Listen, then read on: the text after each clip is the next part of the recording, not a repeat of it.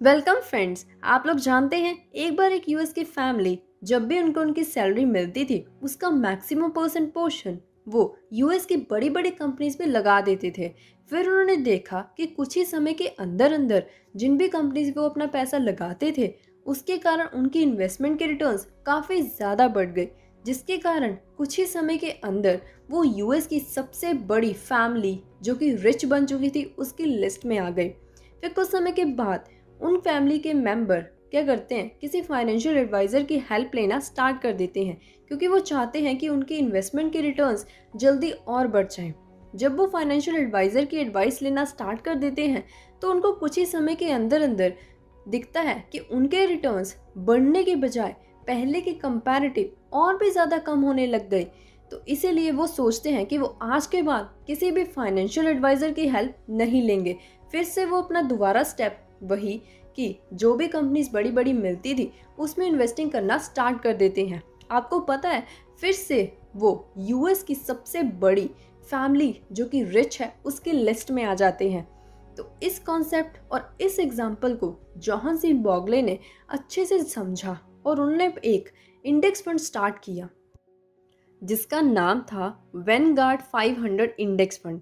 Index fund का मतलब वो फंड जो कि बेसिकली इंडेक्स को ही ट्रैक करता है। जैसे कि हम इंडिया की बात कर लेते हैं, दो तरह के इंडेक्स काफ़ी ज़्यादा पॉपुलर हैं, निफ्टी और सेंसेक्स। निफ्टी में इंडिया की टॉप 50 कंपनीज लिस्टेड है और सेंसेक्स में इंडिया की टॉप 30 कंपनीज लिस्टेड है, जो कि मार्केट कैपिटलाइजेशन के बेसिस पर और फाइनेंशियल्स के बेसिस पर काफ़ी ज़्यादा स्ट्रॉन्ग है। तो इसीलिए इस इंडेक्स फंड का कॉन्सेप्ट जॉन सी बॉगले ने उस टाइम पर स्टार्ट किया था with an index fund Vanguard 500 index fund. तो अब उन्होंने बोला, एक लाइन बहुत अच्छी है, that is the winning formula for success in investing is owning the entire stock market through an index fund and then doing nothing. मतलब कि यदि आपको अपनी इन्वेस्टमेंट के रिटर्न्स को बढ़ाना है और अपनी लाइफ में सक्सेस अचीव करनी है तो आपको सिंपल फॉर्मूला करना है, मतलब कि एक इंडेक्स फंड को चूज़ करना है और उसमें हर मंथ पैसे डालते ही जाना है, जिसके कारण आपको कंपाउंडिंग का मैजिक भी टाइम टू टाइम मिलता रहेगा और आपकी इन्वेस्टमेंट की वैल्यू इतनी ज़्यादा ग्रो हो जाएगी कि आपको पता भी नहीं चलेगा।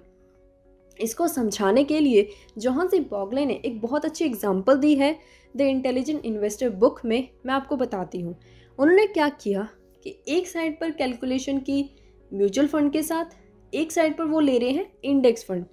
तो उन्होंने बताया कि हम मान लेते हैं कि हम दोनों साइड 10,000 इन्वेस्ट कर रहे हैं 10 ईयर्स के लिए।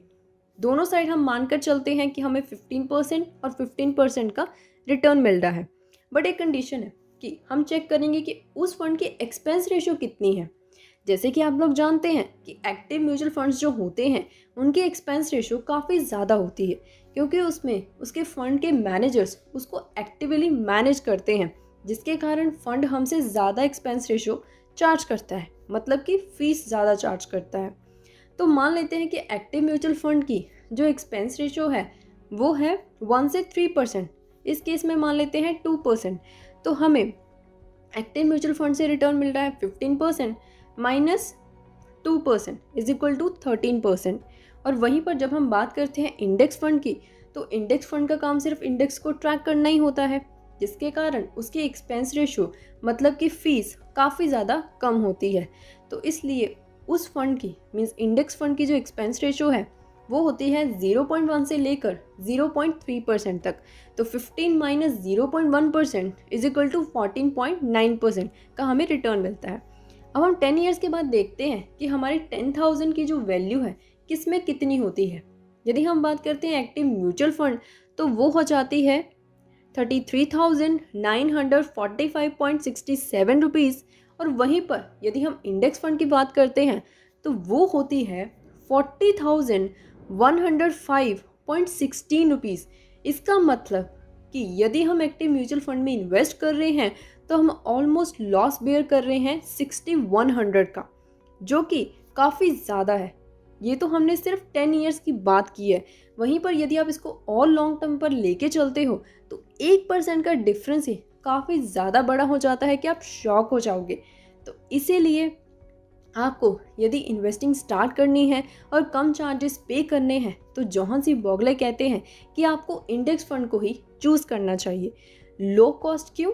इसके ऊपर जॉन सी बॉगले ने एक बहुत अच्छी लाइन बोली है, उसको सुनते हैं। That is low cost enable lower risk portfolio to provide higher returns than higher risk portfolio. मतलब कि जिस किसी फंड की जो कॉस्ट या फिर जो फीस है वो जितनी ज़्यादा कम होगी वो हमें उतने ही ज़्यादा रिटर्न्स देगा एज़ कम्पेयर टू वो फंड जिनकी फ़ीस ही बहुत ज़्यादा है और उनके रिटर्न्स उतने ही कम हैं। तो इसीलिए इंडेक्स फंड का कॉन्सेप्ट काफ़ी ज़्यादा अच्छा है यदि हम बिगिनर स्टेज पे हैं। अब हमने इतना तो समझ लिया, अब मैं आपको निफ्टी 50 के रियल डेटा से समझाती हूँ कि यदि आपने निफ्टी 50 में इन्वेस्ट किया होता तो आपकी इन्वेस्टमेंट की वैल्यू कितनी होने वाली है। तो यहाँ पर जैसे कि आप एक्सेल शीट देख सकते हो, मैंने पर मंथ की SIP की है 9000 की और जो कि पूरे साल की होती है 1,08,000। और हम देखते हैं कि यदि मैंने 2000 में इस फंड में इन्वेस्ट किया होता तो मेरी इन्वेस्टमेंट की वैल्यू 2020 में कितनी होने वाली थी। तो 2000 में जब मैंने इस फंड में 1,08,000 इन्वेस्ट किया तो मुझे मिलता है -14% का रिटर्न और मेरी इन्वेस्टमेंट की वैल्यू रह जाती है 1 लाख से 92,178 रुपीज़। और वहीं पर नेक्स्ट ईयर 2001 में मुझे अगेन -16% का रिटर्न मिलता है उसी फंड से। मेरी इन्वेस्टमेंट की वैल्यू 2 लाख से गिरकर हो जाती है 1,67,000। अब बहुत लोग सोच रहे होंगे कि 2 साल में इतना ज़्यादा लॉस, इससे बेटर तो मैं किसी FD में ही इन्वेस्ट कर देता। बट आपको ऐसा नहीं करना है क्योंकि हम लोग जानते हैं कि शॉर्ट टर्म में मार्केट हमेशा वॉलेटाइल रहती है, बट बाद में लॉन्ग टर्म यदि हम देखते हैं निफ्टी 50 का ही डेटा तो उसका ग्राफ हमेशा अपवर्ड ही जाता है। तो इसीलिए हमें अभी इस पॉइंट पर अपनी इन्वेस्टमेंट को विड्रॉ नहीं करना है। तो 2002 में जब आप इस फंड में अगेन इन्वेस्टिंग करते हो, मतलब SIP कंटिन्यू रखते हो, तो आपको मिलता है 3.25% का रिटर्न और आपकी इन्वेस्टमेंट की वैल्यू हो जाती है 2,84,000। अब हम बात करते हैं नेक्स्ट ईयर की 2003 में हमें इस फंड से मिलता है 71% का रिटर्न और हमारी इन्वेस्टमेंट की वैल्यू ग्रो होकर हो जाती है 4 लाख से 6,75,000। ये तो सिर्फ हमने 4 साल की बात की है। इसको और लॉन्ग फॉरवर्ड करते हुए 2020 में देखते हैं। आपको पता है कि 2020 में आपकी इन्वेस्टमेंट की वैल्यू ग्रो होकर हो जाएगी 1.04 करोड़। जी हाँ, बिल्कुल सही सुन रहे हैं। आपकी 9000 की पर मंथ की इन्वेस्टमेंट आपको देगी 2020 में 1.04 करोड़। ये तो सिर्फ 9000 की बात की है। मान लीजिए वहीं पर आप 10,000 या फिर उससे भी ज़्यादा इन्वेस्ट करते तो आपकी इन्वेस्टमेंट की वैल्यू कितनी होने वाली थी। आप देख सकते हो कि बेशक मुझे 21 ईयर्स लगे 1 करोड़ कमाने में, बट वहीं पर मैं अपनी लाइफ का उससे अगला करोड़ सिर्फ 5 सालों में कमाऊंगी। That is 2.19 crore. और वहीं पर उससे अगला करोड़ सिर्फ 3 सालों के बाद, दैट इज़ 3.37 करोड़।